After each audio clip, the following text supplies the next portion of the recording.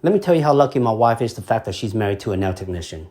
All the pedicure, all the nail service, she get it for free, lifetime guarantee unless she leaves me.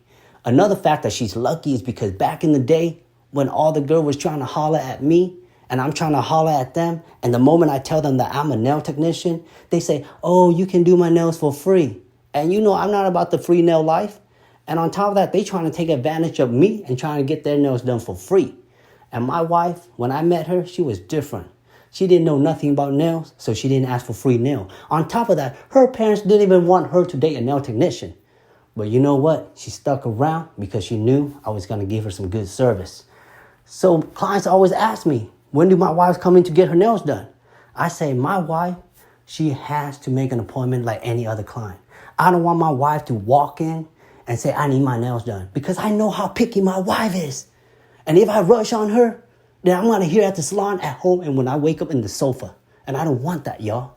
So I got to tell her, you got to make an appointment so I can make time for you. I don't want to rush on you, baby. I love you more than the couch. And on top of that, I know you're a ride or die kind of girl, and you love my service because I'm telling y'all, man, I give good service. That's why we have, 3 kids together. What? You got to pay me. Oh.